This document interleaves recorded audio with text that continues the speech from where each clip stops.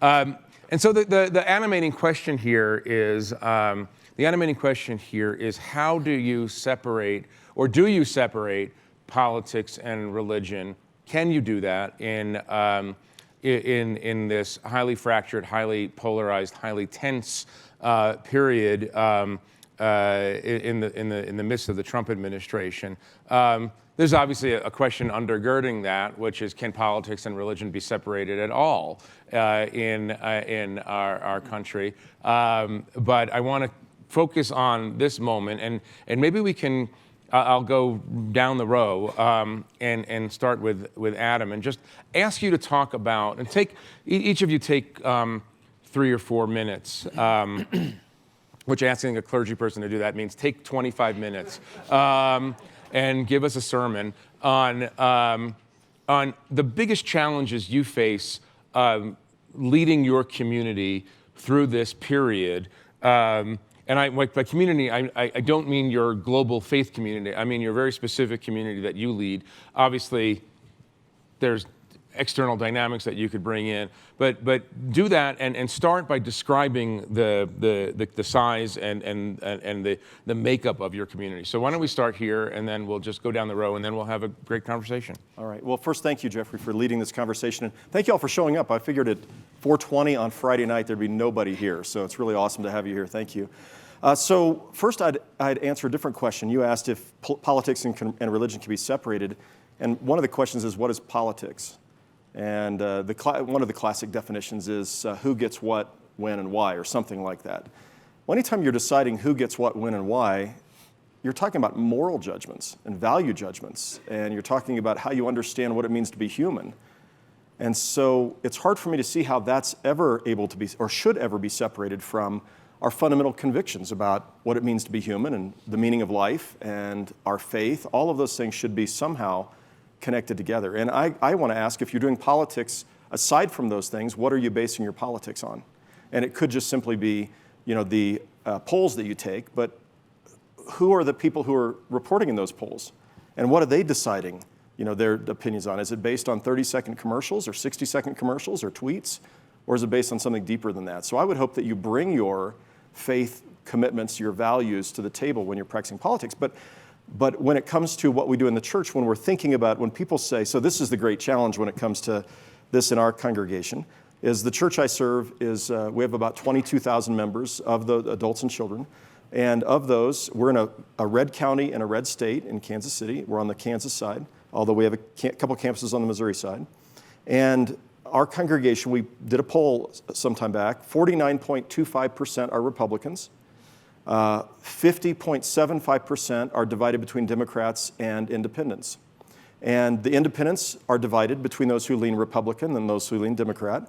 The Republicans are divided between those who are fiscal conservatives but social progressives, and those who are social conservatives and not really sure whether they're fiscal or not conservatives. So your sermons have to be written by huge committees. Oh my gosh, it's very interesting. And so what I know is anytime I'm stepping into topics that are about what we're talking about in daily life and what's on the news, I can't just get up and say something without having done my homework. Because there's always half the congregation who holds maybe a different view from that. So I have to be able to know and understand, why would somebody who's a thoughtful, and our congregation is made up of highly degreed people, lots of educated people, why would somebody hold this view even if it's not my view? And how would they bring their faith to bear in getting there? And the same thing over here. And it's really great for me. It forces me to think really long and hard, because it's easy to say things without really taking the time to study and understand why somebody stands on the other side. So when I have to be able to talk to both of those groups, and ultimately my aim is to help them think about these issues in the light of, or through the light of, their faith. And so I would say it is a huge issue. And anytime you end up, there are certain groups of those people in my congregation who, if I don't land where they want me to land or where they believe, it's unnerving to them. And then I get letters about, why are you so political in church? And don't you realize the first, the Constitution, the separation of church and state, and all these things? I'm like, first of all, that's not what that's about. And second, anyway. Yeah, so that's the starting point. Yeah, that's a good starting point. Answer this question, and we were talking before, maybe it's my lack of imagination, or maybe it's the reality that we're surrounded by, but you said that you have Bernie Sanders supporters and Donald Trump supporters coexisting in your congregation. How does that even work anymore? Right. Actually, it's part of the strength of the congregation I serve, and I remind them of this all the time, that you get to sit in a Sunday school class with people and you know that you are bound together by your common faith, and yet you're going to hear from somebody who's going to hold a very different view of immigration or of income inequality or whatever. And because you're going to treat them as a Christian, you have to listen to them. And that makes you better. It makes you stronger by virtue of having listened to them. And it helps you really formulate your arguments better. So I have to, and I keep being the cheerleader for this, because it'd be really easy to watch people peel off. When they're in a Sunday school class and somebody disagrees, the person leaves. And I have to keep saying, no, this is a good thing.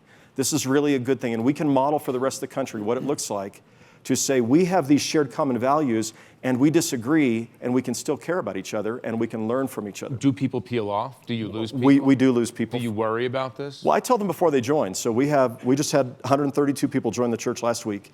And in our Sunday afternoon thing, we have about 1,000, 1,200 people join every year. And I say to them, I need to tell you up front, this is the kind of church we are. People ask me, Adam, I can't figure you out. Are you liberal or conservative? And my answer is always, yes, of course. And they're like, no, which are you? And I'm like, why do I have to pick? Because to be liberal means to be open to reform. It means to be generous of spirit. It means all these beautiful things. To be conservative means you recognize there's some values that are to be conserved no matter what, even if it's not popular or in style anymore. And so if you're conservative without being liberal, you're stuck. And if you're liberal without being conservative, you're unhinged or unmoored. But if you have these two things together, you have the best of both. And that's the kind of church we are. And I promise you, I'm going to preach a sermon you're going to hate.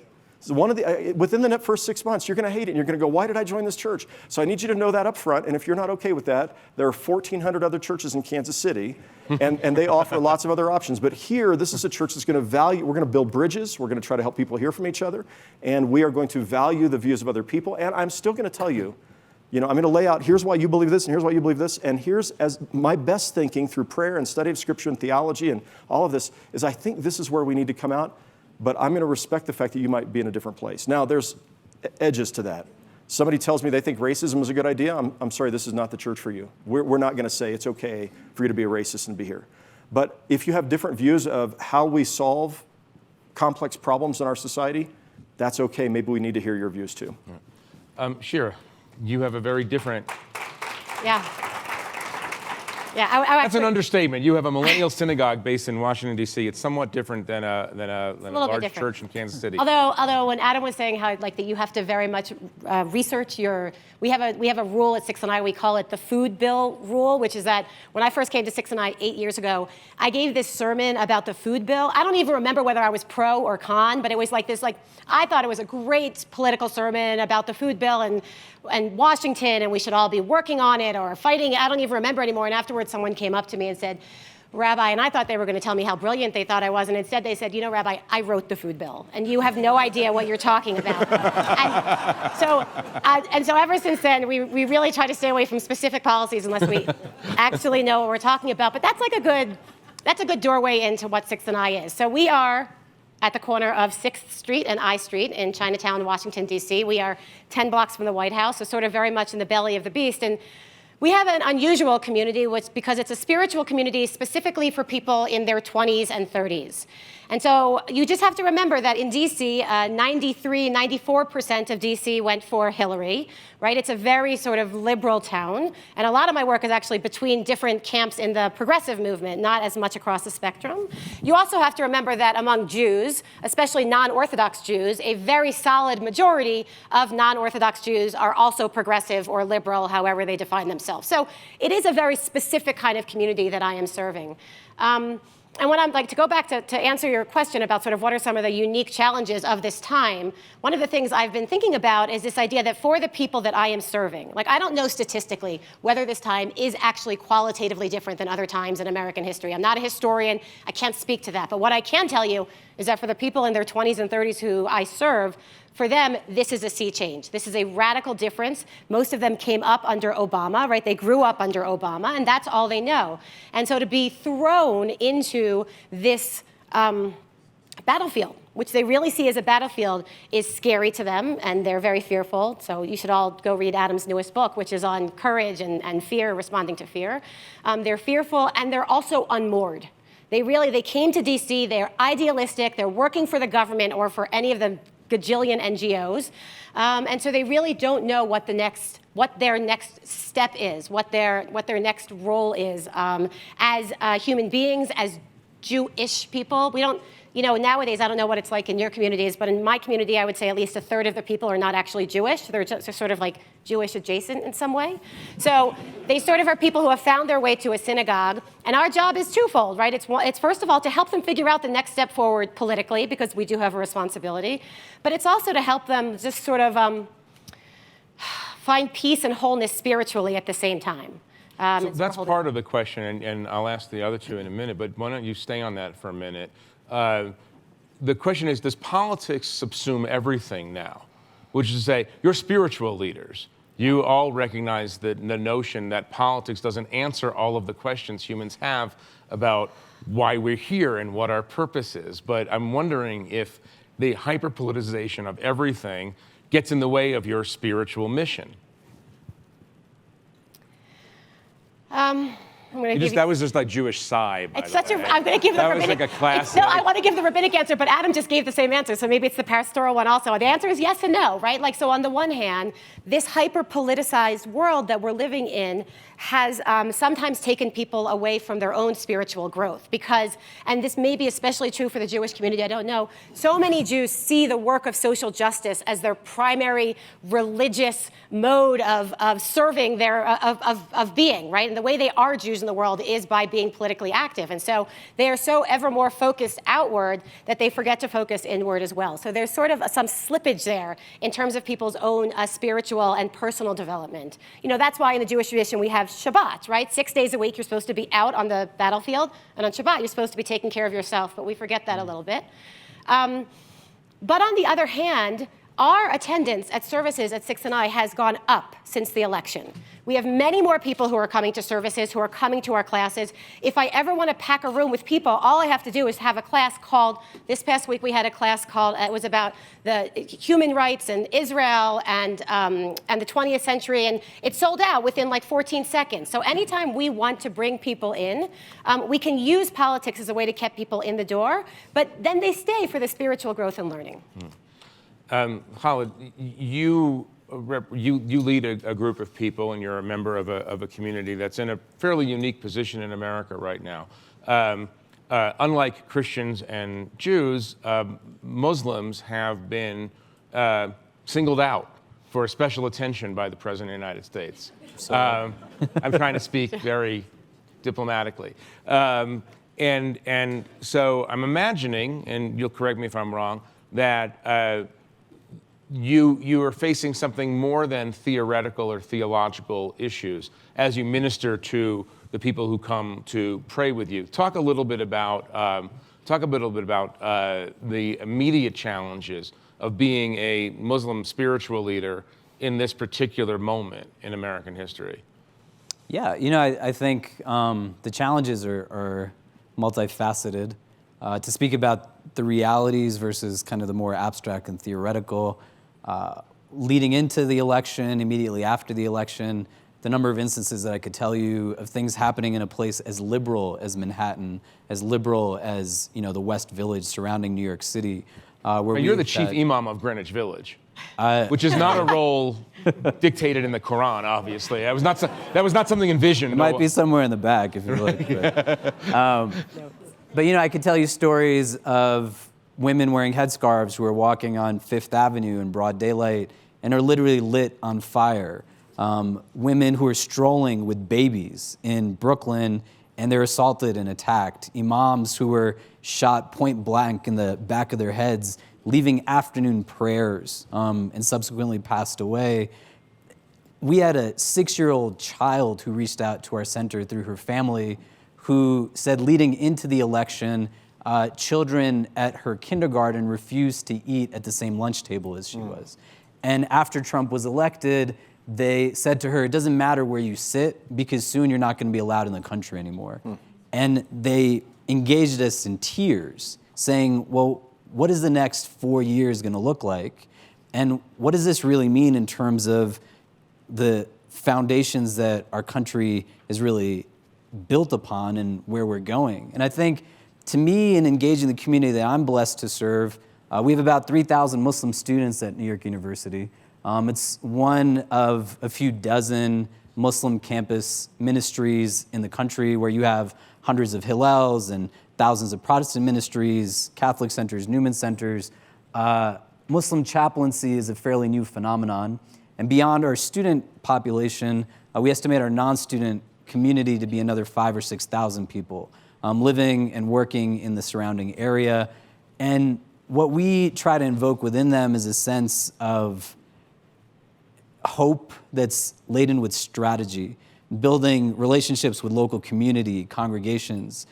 If you came to our Friday prayer today, which I wasn't at because I was sitting here in Aspen, we've had a Jewish community that is, I believe, the largest LGBT synagogue in the country, run by Sharon Kleinbaum, who's been at our Friday prayer service every week since Trump's election with signs of welcome, gratitude, saying that you belong here. Today they were passing roses out to every person that attended our Friday prayer service, setting a standard for us, not just of what we need in partners and friends, but also what it is that we need to be giving back to people at a time like this, to not let those who dictate their sense of self and values to be motivated by egocentricity, greed, selfishness, bigotry, and hatred, dictate for us how it is that we seek to engage with community more broadly. I also try to tell our community that what we deal with, as difficult as it is not new. And if anybody thinks that what Muslims are dealing with in specific just started with Trump, the rhetoric that we've seen come out of the Republican Party for quite some time has been extremely atrocious against Muslims. But beyond that, the reality that minorities have faced in the country on a whole are things that we've wrestled with since its inception. And I don't personally believe that people have a challenge with my faith-based community given theological distinctions or challenges in ritual or practice. But I believe that what we tend to look at each other through in the United States quite often are prisms that are more racialized identities than anything else. And where our country has had a lot of problems with race and class, people see the Muslim community now in that prism. And we see it because I have students who are Sikh, who have big turbans and big beards. I have Protestant students who are Latino, who walk around with big crosses, who have been spit on and told to go back to their countries and called all kinds of vulgar words with Arab intermixed into it. They have nothing to do with Islam, but the brownness of their skin is dictating how it is that people engage them and identify them to be. Where we have opportunity to build and I think grow from this, as much as we see real darkness and it kind of just perpetuates itself, I also see so many people who are motivated by a real sense of value. I wanted to ask you this question. Another imam I know told me that, and this is an interesting, maybe it's an irony of Muslim American existence, but there are a lot of people who worry about the rise of extremism in the American Muslim community. And obviously it's a fear, it's a thing to worry about. But from inside the community, there is a fear of assimilation, that first generation, second generation families are worried that their kids will be Americanized and secularized in a kind of way. And I'm wondering if the rise of Trump has buttressed some people's identities as Muslims. Is that something that you've seen in your community? I think it varies. But I think going back to your first point, the notion that we have this equation of Islam to be normatively understood as something that's inherently radical in its undertones, right. There's a pattern of constructing fear that imposes narrative upon minority populations that has to be able to be understood. Because the same thing has happened to the Jewish community. The same thing happened to the Japanese when we were putting them in internment camps. If you look at, for example, how mass incarceration builds itself out in the country, and you have politicians that utilize terms like predator and thug as a war on drugs is being concocted and crack is being funneled into neighborhoods while nobody's asking where the crack is coming from, and TV shows like Cops, which normally have white men in blue uniforms arresting black men to reinforce those stereotypes and create a passivity that somehow validates and justifies the devastations of hundreds of thousands of innocent black people's lives over policies that now those same politicians are saying, well, maybe we shouldn't have said what we said.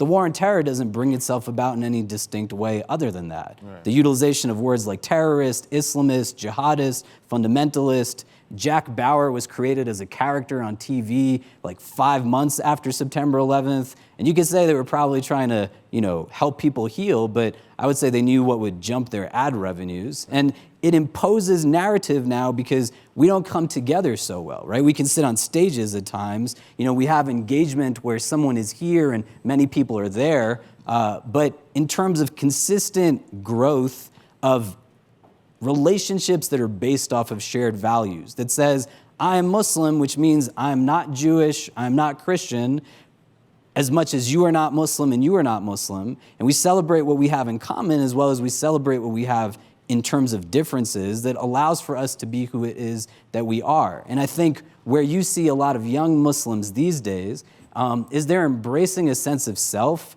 that isn't about assimilation, but more about integration. Like minorities across the board who understand that we are definitely not in a post-racial America, and if we don't advocate for ourselves, we can't expect somebody else to build for us. Let me ask you this question, and you two can jump into this. I think it's an interesting question that in this moment for American Muslims, is there space to debate whether we should focus on the spiritual rather than the purely political, or is there no such luxury in a kind of way? I mean, for Muslims, we don't get to decide what we talk about as a problem, right? And I think the understanding is not in a victimized narrative, but the framework about assimilation versus integration, to me, speaks of a framework that's a good minority, bad minority, right? Good black person, bad black person, good Jew, bad Jew, good Muslim, bad Muslim. And these days, what it means to be a good Muslim is to be one who's silent in the face of inequitous policy,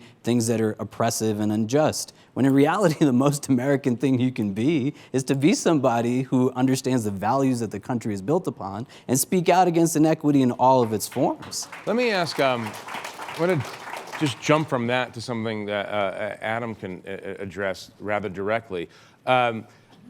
You have the most complicated congregation among the three of you, based on that split that you talked about earlier. Talk about how you grappled with the recent child separation crisis. Right. The immigration crisis. Sure. Because if you have a large number of Trump supporters, you probably have people who, it's axiomatically true that they thought the president is doing the right thing. How do you do that? So first of all, I'd say the Trump supporters at Church of the Resurrection are the kind of folks who say, I really don't like this guy, but I believe in smaller government and I like the tax cut for business because I think it's going to spur the economy. That's the people that I hear from. Many of the Republicans that I heard from, including one just today, said, I didn't vote for anybody because I couldn't vote for Hillary, but I'm a Republican and I couldn't vote for this person. But some of the things he stands for, I stand for. So I've not had a lot of people, I haven't had nobody in my congregation say, really, I think we ought to be separating families at the border. I mean, that was one of those things. It's just an easy thing to talk about because I'm not saying that nobody, they recognize this. Some would say there's nuances to this argument. It's being painted in one way in the media, and it's more complex than that.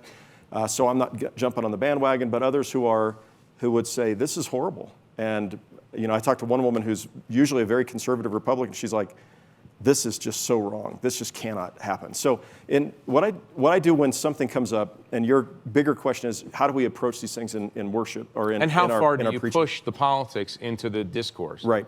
So when something happens, I've said to our congregation, if I respond every Sunday to something that happened in the news that week, because I plan my sermons out a fair ways in advance, I would be preaching on whatever President Trump tweeted on Saturday. I'd be rewriting my sermon every Saturday. And so I'm not going to do that. And I'm also not going to knee-jerk react to whatever happened, because what I want to do is I want to find out not just what it says in the media, but I also want to try to dig in and see what was really going on here, what's behind this, so that when I do speak, I'm not finding that person coming to me saying, yeah, but did you know this or this? But I feel like I already know that or that, and I spoke an informed word. So when it came to, I was out of town the week that the immigration story broke, That weekend, I had included it in my pastoral prayer. I did not address it then, and I did on Father's Day weekend. So on Father's Day weekend, I preached about fathers and children, and I talked about Jesus and his concern for children, and story after story in the Gospels, which talked about him stopping what he was doing to heal a child who was sick, stopping what he was doing to care for a child who had just died, stopping what he was doing to take a child on his knee and say, the kingdom of God is like this. And one of the last things I said was that Jesus said that if you harm a child, if you lead a child into sin, which if you take that apart, it's really if you bring harm to a child, it'd be better for you that you had a millstone tied around your neck and you were thrown into the sea than you faced the living God and God's wrath over hurting a child. Wow. So I said, now, I'm just going to say to you here, when I'm not going to tell you exactly what the answer is here, but I am going to ask you, when you see news stories where children are crying and they're being taken away from their parents, you should look at those stories in the light of what Jesus said about what happens when you harm children. And then I'm going to say, and we're going to figure out this next week, what more can we do or what more should we do? But this is not a Republican or Democrat thing. This is just a human thing. And so, and I highlighted there are Republicans who are criticizing this, and I lifted up some of those, and Democrats. But that was 7 minutes of a 33-minute sermon on the relationship and the importance of the relationship between parents and their children. Right. Go to this question that I think looms in a lot of people's minds. It's fairly large political mystery, and this political mystery is a key to Donald Trump's success, which is to say the overwhelming support that he finds among self-identified evangelical Christians. So you could parse what evangelical means, please do. But it strikes a lot of people, and I don't want to. Well, I guess I do want to go theological. If this is not the moment to go theological, then what is? Donald Trump strikes a lot of people as, in many ways, our first pagan president. There's not a lot of behavior in Donald Trump that one associates with scriptural lessons from any of the holy books of your three faiths. So can you talk a little bit about what you think is going on in this country in terms of where so many Christians seem to find themselves? Right. So even the word evangelical is a word that has a broad meaning. So there are mainline progressive evangelicals that would totally eschew everything that Donald Trump stands for. There are some who are more conservative evangelicals, and I think most of those had a sense of one of two things. First of all, many of them held their nose to begin with and were supporting somebody who they felt like would stand up for their values, or at least for their particular positions. I think many of them felt very frustrated and marginalized under President Obama. So when you think about same-gender marriage, if you're in that segment of the population and all of a sudden same-gender marriage has been made legal, it is a very unnerving thing for that particular set of the population. And a whole host of other positions that were just, it was hard for them to imagine we're living in this world, what happened to the world of the 1950s, where everybody knew their place and how things were supposed to be. And then the sort of political correctness, which I consider a sensitivity to people, other human beings. But for people who don't think this way, it feels like, now I have to just keep my mouth shut because I can't say what I really feel because I'm going to be once more made to feel stupid or ignorant by the intelligentsia and the kind of people who show up at Aspen Ideas Festival and there's a lot of folks who feel that way, along with the folks who feel like the economy's not done well. It's not pro-Trump, it's anti-elitism. It's anti-elitism, but it's also not we're me, but we're against abortion, and finally there's going to be a president who's going to have a chance to, and who's saying all the right things. I will appoint for you somebody who will try to reverse Roe versus Wade. Terrifying to a lot of other people, but for that group of people, finally somebody's saying what we want to hear. And who's talking about Muslims, who's articulating their fears in a way that resonates with the fears that they feel, and who doesn't feel the need to be politically correct. And all of a sudden this person has, I think for those folks, we don't like his theology. We realize we don't know what sense he's a Christian, but sometimes God uses strange instruments to accomplish God's purposes. I think that's the way most of them would articulate that. And that's not my position, but I will say that is held by the folks who say God appointed him at this time. Right. They're not saying he's a model Christian. They're saying he's going to get the stuff done, and he's finally saying the things we've been feeling, but we've been told we can't say them out loud. Right. And that's leading them to say them out loud, which is also creating sort of moving our country backwards when it comes to articulating, a kinder and gentler nation and a more just nation, I think. Right. Thank you. So before we go to questions, and we're gonna extend a few minutes, and I think everybody here can hang out for a few extra minutes, because I'm sure that there's some very interesting questions in the audience. I just wanted to ask Shira quickly, if you can, to discuss the internecine tensions in the broader Jewish community around Trump, and it manifests itself, obviously, in questions about Israel. But can you talk about this sort of unpleasant moment for a lot of people, I think, in the Jewish community, between those who support Trump because they feel him to be so pro-Israel and those who worry about... You're asking me an Israel question? Yes. That's great. Yeah, sorry. That's great. You get paid the big bucks for this stuff, or the moderate bucks, the somewhat small bucks. Okay. But I mean, and this is not about 6 and I, because at 6 and I, there's a kind of a vision and a common direction. But there's a big split between not only inside the American Jewish community, but between the current Israeli government and a lot of Israelis who find Trump very pleasing, and American Jews who look at their Israeli cousins and say, what are you guys thinking about? Don't give me that look. Thanks, Jeff. So for those of you who don't know, Israel-Palestine is a third-rail issue in the Jewish community. And there is nothing that can bring any conversation to a halt, any religious service to a halt, any moment when two Jews are interacting with each other to a halt more than this conversation. So that's why I'm especially grateful that my old friend Jeffrey has asked this afternoon. Look, there's a lot that's been happening that's even bigger than Donald Trump. I do think that when I was growing up as a Zionist, Israel was seen as a bipartisan issue, right? Whether you were Democrat or Republican, there was a unanimity on Israel. And for a number of reasons, some of which having to do with politics, but some of which having to do with the 50 years of occupation or administration. There's no one word for what is happening in Israel right now. The conversation has gotten just a lot more sensitive and complicated. And I think what Donald Trump and his crew, I don't think Donald Trump has done this because I don't know if he knows enough to do this, but what Donald Trump and his crew has done is they've exploited the Israel conversation. Of course, the fact that Donald Trump's son-in-law used to, that Bibi Netanyahu used to spend evenings in the Kushner home when Jared was growing up makes things even more complicated. And so I think what's happening with Trump is that there are a lot of Jews who are Jews who vote only about Israel. That is the only thing they think about when they go in the voting booth. Are very happy with what Trump is doing because he supports Israel he is seen as supporting Israel no matter what.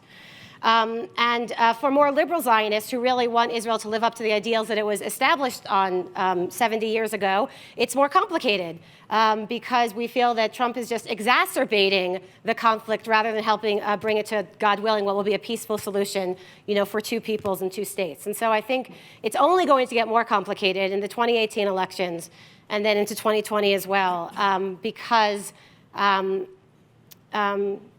the issue itself, the matzav, the situation in Israel itself is only going to continue to get more complicated. I don't think you can get fired for that answer at all. We will find out very soon, I guess we'll find out won't we? in the fullness of time. Before we go to questions, I want to ask Khalid one question, which has to do with internal division as well, because you said something to me before that surprised me, that you said you have, if not outright Trump supporters among your congregants and your community, you have people who are Trump adjacent. And I'm wondering, I think people might find it very interesting and surprising to find out that in the American Muslim community, there are people who are sympathetic to Trump and his vision. Can you talk about that for a minute? Yeah, I mean, well, to clarify, I don't know if I said that there's Muslims who are sympathetic to Trump and his vision, and I'm just saying that because I don't know any Muslims who are. And that's not to say we didn't talk about what we talked about. In our community, I think the challenge that exists is that, we have these qualifying terms that we don't always fit so neatly into, right? Like I have to just be liberal or I just have to be conservative, where there's people who are a blend of various points on various issues. We do have Muslims who are in the New York City community that align on certain policy points. And then you have people who, I don't know, if I were to move in that direction, if I was in their situation, but I'm not. I don't have a way to measure that. I hope I wouldn't. But they're voting for him in a way that now they were doctors, and instead of making $500,000 a year, they're going to make $600,000 a year. It has nothing to do with their religion or his religion, nor does it have anything to do with policy points. It just has everything to do with money. And that, to me, is problematic for a variety of reasons. I think in the conversation that was taking place prior to, the reality that my community faces is that when decisions are being made on singular policy points, and we're not looking consequentially what's happening to minority demographics as a result of it, right? Like, even in the description of this panel, the term Muslim ban is in quotes. And I want you to just try to understand that I'm not delegitimizing the issues that it was in tandem with, same-sex marriage, abortion, etc. But what do you think it would feel like to somebody who identified as LGBTQ if the word same-sex marriage was in quotes, right? But same-sex marriage is a positive attribute in the LGBT community, and the Muslim ban is seen as a threat to the Muslim community. But it's a Muslim ban, and the quotes would give it an indication that some would say that, those who see it in that way are somehow not really understanding what its basic purpose is, right? And the challenge is that when people are voting in this way that is very kind of myopic, I would say, and they're not understanding because they don't have interaction, they don't have relationships, they don't have consciousness of the existence of distinct populations that share the same spaces that they do, the same cities, the same towns, there becomes implications for others. And we're in a space right now where our country has a lot of things that are going on domestically that are really problematic. That, how do we have a reality like we do in Flint, Michigan, for example? How are we in a place where years after Jim Crow is enacted, there is still treatment of black people the way that it is? And the challenge is such that the decisions are being made purely through these frames of wealth, class, and race. And it's always easier to leave the marginalized demographic hanging because they're not strong enough to share their own story anyway, that we're just going to keep moving forward in the direction that we're moving in. Can I just? Yeah, go ahead. I think this is one of the things that keeps me up at night in terms of what it means to do justice work, because I think, we can talk about sort of justice work as getting people who don't know each other to know each other a little bit better, and we do all that work, people across, talking across difference, across aisles, but I think there's something about justice work that extends beyond the basics of just getting to know the other person into really engaging and seeing the other in ways that might make those of us with privilege a little bit uncomfortable, and that really might be seen as going above and beyond the sort of basic have compassion for the other person. And that's where I get a pushback as rabbi. You're taking a position on X, Y, and Z, and that what we should just be doing is getting to know other people. But instead, when you take positions on politics, what you're really doing also, I guess I'm trying to say, is you're doing the harder work of justice that gets you the most pushback. I hope at some point you get to read the letter from the congregant that you got last week, the lovely, I'm never coming back to your congregation letter. Yeah. But that's the real work. I mean, the harder work sometimes I think is the real work. And that's also the work that gets us into trouble and gets things more complicated in a pulpit situation. But that's the purpose of religion, right? Like, good religion to me is that you are addressing societal ills. And I would say that the biggest societal ill in our country right now is racism. And to be able to break it down and dismantle it in all of its forms, and if your practice of faith is only self-serving and it's not bringing benefit to the people around you, then what is the practice of that faith really accomplishing? People around you, beyond the people that you even met. Beyond, right? Beyond people, your own faith community. People, right, and I know, but I think that's for me, where I come from, that sometimes is a harder sell. It's a harder sell because it's scarier. It makes me uncomfortable to think about fighting institutional racism because it means I have a role to play in it myself. And I think that's the harder work. And I'm just saying, I'm just agreeing with you. Here, Adam, 30-second intervention on this discussion. No, I agree, actually. I think this is right. The scriptures say, the New Testament says, true religion and undefiled before God is to care for the widows and orphans. There's what does the Lord require of you, but to do justice and to love mercy. And all of these things, to see the other and to see God in the other. And so any religion that is only this solo religion about me and God and our relationship together is it's just serving the narcissism that's inherent in us. We all have a narcissistic tendency. Our religion can become very narcissistic as well. But it's got to be that balance. I find in my preaching that there are two dimensions of this. There's the internal, our relationship with God, our spirituality, our spiritual disciplines, those things that are what give the power to be able to do and bring the transformation in my own mind, help me to see things I wouldn't have seen about myself. And then it allows us to say, now let's roll up our sleeves and do something. At Church of the Resurrection, we have this stained glass window, and there's Christ in the stained glass window, his arms outstretched. And I tell people, when you look at this, it's a gigantic stained glass window. But I tell folks, part of this is Jesus saying, come to me, all you who are weary and heavy laden, and I'll give you rest. It's this beckoning. But at the end of the service, I have people look up and I say, I want you to look up at Jesus. You see his hands like this? You know what he's saying now? Get out of here and get to work. This is what we're supposed to do, is we're supposed to go live out this faith in the world in such a way that we are transforming the society around us. And so it's both and, the internal and the external. I want to take some questions. Yes, ma'am, over here. And there's a mic on this side too, I think. I think we're going to have a lot of questions, so let's make them very short and not sweet necessarily, but at least short. My question kind of hits towards immigration, and it was with our church, we were going to become a member of the Sanctuary Coalition, and then and entered into a covenant relationship.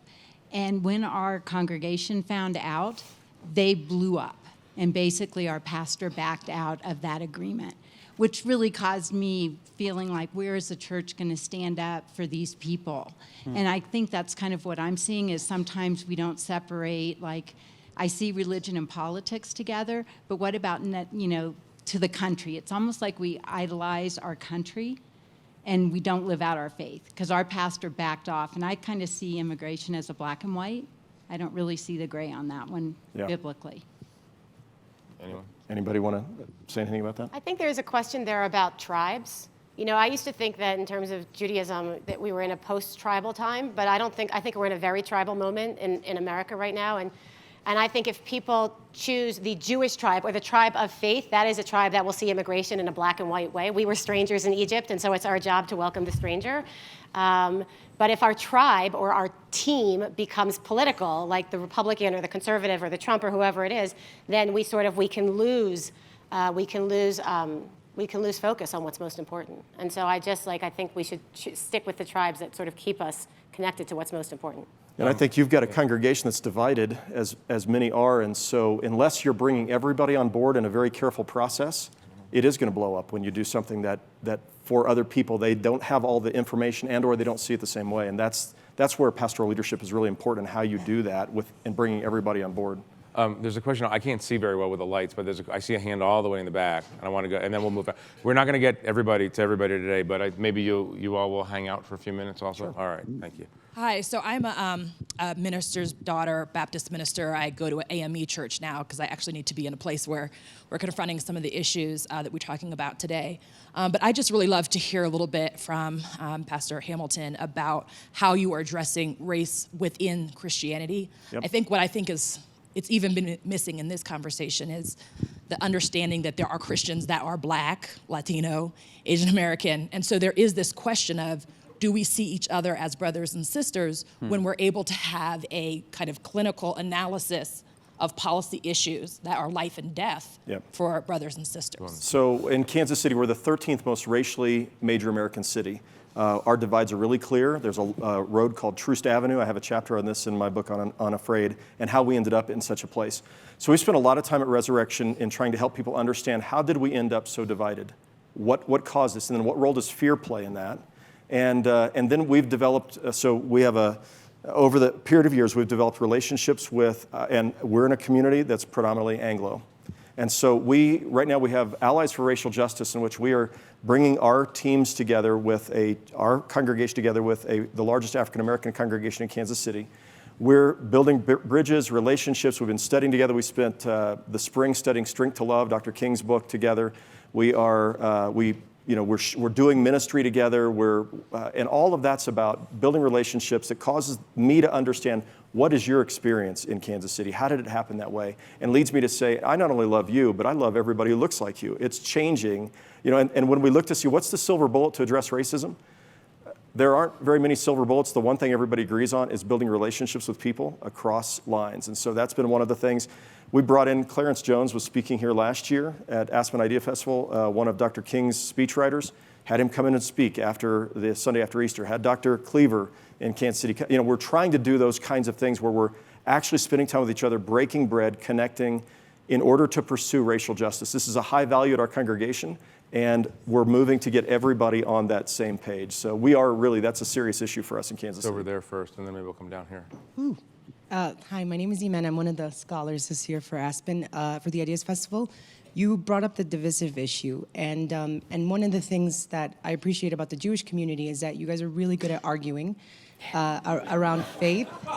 I don't appreciate that as much. I'm glad you do. It's hard Well, to you do. guys can do it and I think still be friends. And this is a human problem, and the internet makes it worse, is this idea of divisiveness and disagreement sort of being interchangeable. When people disagree with one another, not only are they treated with a certain, like they're trolled, and then they're banned and boycotted and asked and uninvited from spaces. You know, and I'm starting to feel this pretty acutely because I did cross lines to work with Zionists and with Jews and with Christians and whoever, people who are unpopular in the community. And the thing is that the fact that you three can be on stage together and talk, and even at Six and I've attended a lot of sessions with friends of mine who are those people. How can leadership, because I'm not in that leadership space, but model the kind of behavior that says that, hi, we can disagree and still be friends? I think all three of you should tackle that one. Yeah. I think it's, does anyone want to go But first? don't all jump at once. Well, I would say to start off that dialogue is imperative and integral to the breaking down of stereotypes, especially those stereotypes that lead towards discrimination and prejudice. But at the same time, to be able to understand that everything also has its limitations. And sometimes just talking about something is not going to be enough. And to acknowledge that there are tokenizing elements that exist within the framework of dialogue of any kind, right? Like, to be blunt, like, black people and white people have been talking to each other since the country was founded. And look at how black people are treated still to this day. And to get to a space where you can very easily, in a place where you hold a power dynamic in your hand, say that somehow you are not really as enlightened as I am because you're not willing to come and sit at the table. And the idea is that, well, the only presence that I've had at your table before is that I've been the topic of discussion and never really been introduced. The times that you've invited me, you told me to bring my own chair to begin with. And I'm not in a place where I'm seen as a peer or as an equal. I'm just a checkbox off of a list that says that, well, look, we did talk to this one person. And this is a reality that minority demographics have to understand across the board. Because even if we look at it in the frame of a Trump America, right, there are Muslims that Trump works with right now, and that's enough for him. He had an iftar dinner. There were Muslims that broke fast with him in Ramadan. Most of you who are Muslim in this audience probably were not invited to that. And in the frame of saying that, well, that in and of itself is sufficient, no, he's just basically doing something that's ceremonial. And if we would say that's problematic in that frame, then to be able to understand that that frame can potentially exist in a lot of other spaces that we frequent.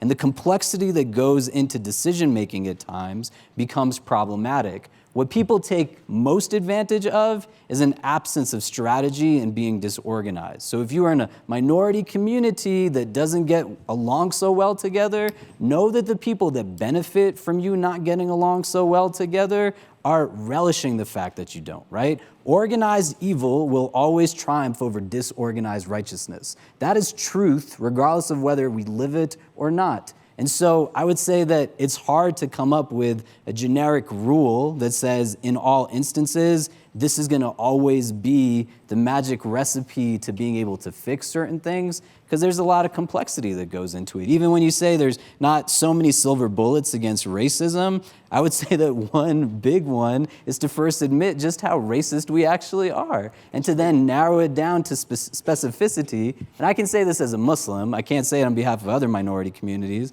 but I believe that anti-Muslim sentiment is just symptomatic of a deeply entrenched anti-blackness that our country is built upon. And until we label it and point a finger at it and address it and then break down the institutions and systems that it's built upon. And I appreciate your statements, and I'm not Christian, so I'm not comfortable in commenting on how the church functions, because people do that to Muslims all the time. They speak about what the Quran says and the Hadith says when they don't really have any idea, so that's not on me. The one thing that I would say to you, sister, is that even if the rest of the congregation doesn't stand up, you should keep standing up, because it takes a little bit of light to just break away a ton of darkness, and you don't know how much you can illuminate certain things through that. Shira? Yeah, I very much agree with everything you just said. And the one thing that I would add to it is it's pretty easy at different moments to see, unfortunately, which communities are more vulnerable than others. And Jews are increasingly vulnerable under Trump, but not in the ways that white Jews. By the way, there are many Jews of color as well.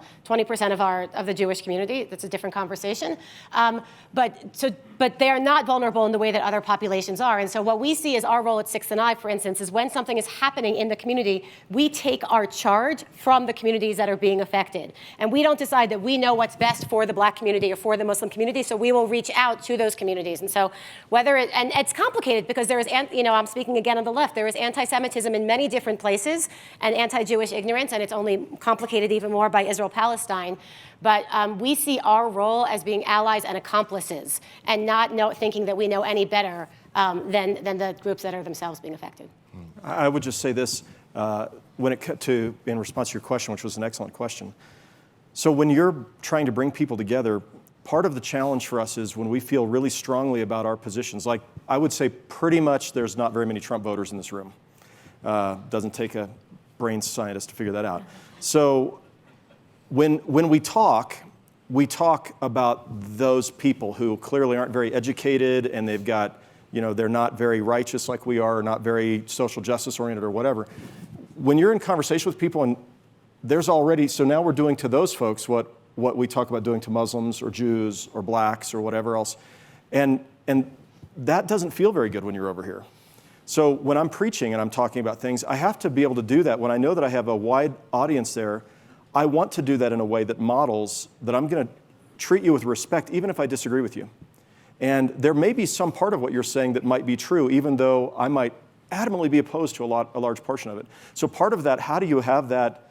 And I think this is what we need to relearn, not just on the right. The right just doesn't need to relearn this. The left needs to relearn this too, I think. We need to relearn how we can have dialogue and conversation with people we disagree with, because otherwise we're over here and they're over there, and even the way we talk about the other ends up alienating them. Can faith communities lead the way on that? I think faith communities have to lead the way on that, and that's part of the joy I have in the congregation I serve. And I also, I constantly am irritating people. Because I don't even recognize it sometimes, the little tone of my voice or the little offhanded remark or something else that bites somebody in my congregation, and I didn't even know I said it. And so being able to speak up for things that you think are right, and at the same time, how do you not dehumanize the person who's on the other side? Because we're not talking about like 2% of people who voted for Trump. We're talking about enough to get him elected. That's a big part of the country. So either they're over there and we don't want anything to do with them, or we're trying to figure out, and I think about, how do you win friends and influence people? It's very seldom by poking them in the eye and calling them names.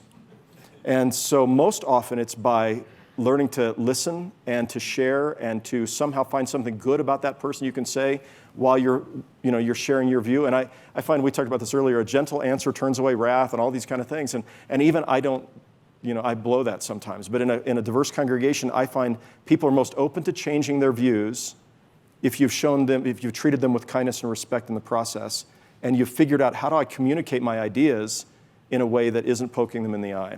And so. I know we have a million questions, but we're way over time already, so I'm going to have to call it and hope that maybe you guys will stick around for a few minutes. And thank you very much for a very interesting conversation.